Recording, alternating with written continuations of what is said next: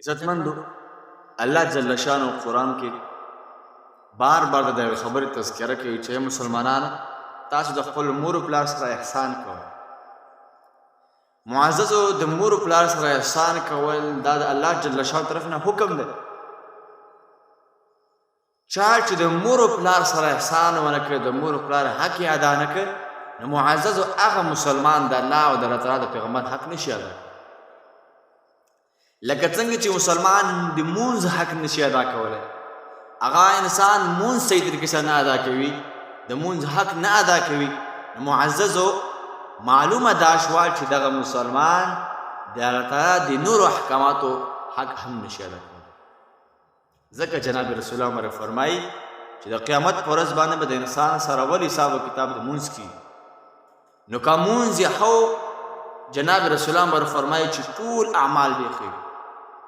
او که د چا مونځ نه وي صحیح نو دغه نور اعمال به هم نه وي صحیح. ځکه چې مونځ یو داسې اهم رکن دی، دومره اهمیت دی د مونځ چې یو مسلمان مونځ له اهمیت نشي ورکولی، د مونځ حق نشي ادا کولی، نو معلومه دا شوه چې دغه مسلمان د نورو احکاماتو حق هم نشي ادا کولی. نو همدغه شان دی جناب رسول الله مبارک د مور او پلار سره په احسان باندې هم ډېر حدیث موجود دي چې رسول الله مبارک فرمایي تاسو د مور پر سره احسان کوئ. معززو ځکه الله جل شانو قرآن کې کلم چې فرمایي چې مؤمنانو د الله عبادت وکړئ، نو الله جل شانو یې سره متصل دا خبره کړې ده چې مؤمنانو د الله عبادت کوئ، یعنې د بل چا عبادت مه کوئ، خو د مور او پلار سره احسان هم کوئ. لکه الله جل شانو فرمایي وقضى ربك ألا تعبدوا إلا إياه وبالوالدين إحسانا. اے مسلمانانو الله جل شانه تاسو له حکم کوي چې تاسو د الله نه سوا د بل چا عبادت نه کوئ، او د مور او پلار سره احسان کوئ، ښېګړه ورسره کوئ. عزتمندو الله جل شانه دغه شان د ډېرو مقاماتو کې داسې الفاظ فرمایي چې وبالوالدین احسانا وبالوالدین احسانا. اے مؤمنانو تاسو د خپل مور پلار سره احسان کوئ، ښه سلوک یې سره کوئ. او الله جل شانه دا هم فرمایي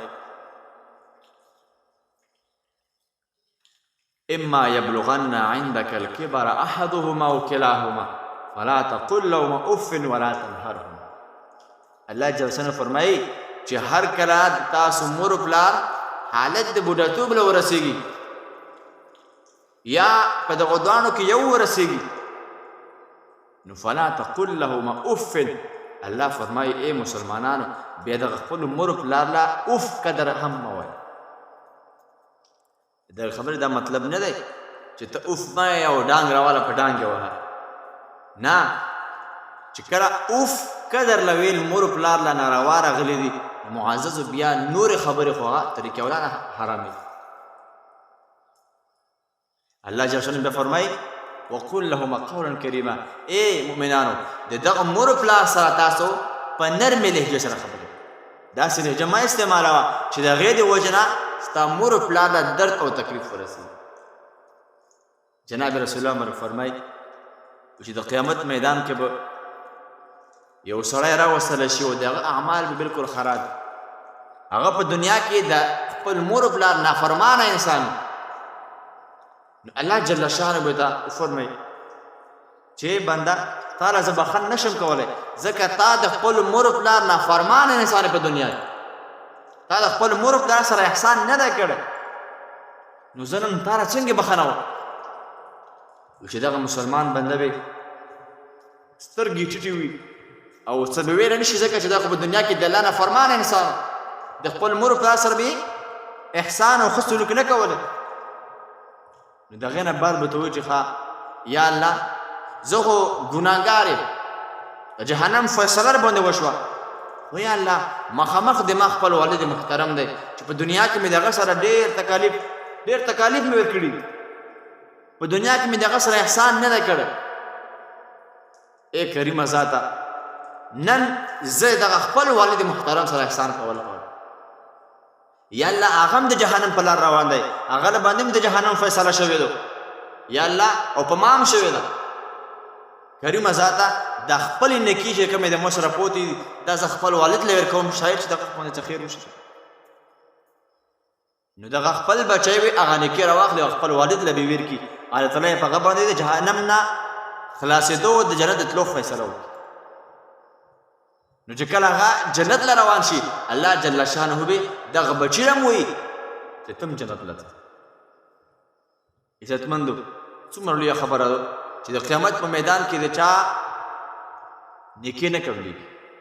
خو دغه زوی لګیا شو خپل پلار ته یې هلته نیکي ورکړله هلته یې ورسره ښېګړه وکړله الله تعالی په هغې ښېګړې باندې هم دغه بچی د جهنم نه خلاص کړو جنت ته روان معززو کومه چې دنیا ده که په دنیا کې مونږ تاسو د خپل مور پلار سره احسان وکړو ښه سلوک وکړو سره نو مونږ له څومره لوی ثوابونه اجرونه نو هر مسلمان له پکار ده هر نوجوان له پکار ده چې هغه د خپل مور پلار سره ښه احسان اختیار کړي ښه سلوک یې اختیار کړي داسې طریقې اختیار نه کړي چې د هغې د وجې نه مور پلار خفه او ناراضه موسی علیه الصلاة والسلام مبارک فرمایي حدیث ته فرمایي چې کله د ده مور وفات شوه الله جل شانه وفرمیل چې موسی دا نه بعد په احتیاط سره ګرځه نو موسی علیه الصلاة والسلام مبارک ته وفرمیل چې یا الله دا ویلي الله تعالی ته وفرمیل چې موسی دا ځکه چې تر اوسه د مور ژوندۍ وه نو ته به چې چېرته هم تلې هغې به داسې دعاګانې کولې دغه دعاګانو د وجې نه الله تعالی د هرې بد نه نجات درکولی اوس د مور نشته اوس احتیاط کوه